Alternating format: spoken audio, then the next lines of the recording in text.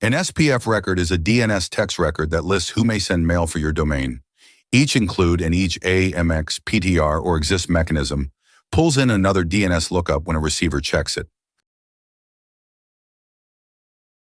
But there is a hard limit. RFC 7208 caps an SPF record at 10 DNS lookups in total. Nested includes count 2. One providers include quietly pulls in several more includes underneath it. Cross that limit and SPF returns a PermError. A PermError means SPF effectively fails for all of your mail, including your legitimate senders. That can break DMARC and hurt your deliverability. Picture the count climbing. Your own server, then Google, then a CRM, then a help desk tool, then a survey app. The counter ticks 1, 2, 3, and up. The moment it goes past 10, SPF flips to PermError.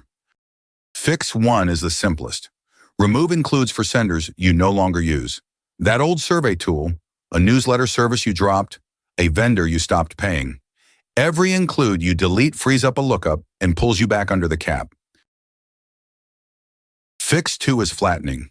Replace your includes with the actual resolved IP ranges they point to, so the record needs 0 lookups at send time. The trade-off. A flattened record is a snapshot, so you must reflatten it whenever a sender changes its IPs. PhishFence does both for you. Its SPF flattener generates an under-limit, 0 lookup record you can publish, and it watches your live lookup count so your SPF never silently crosses 10. Start free at PhishFence.io.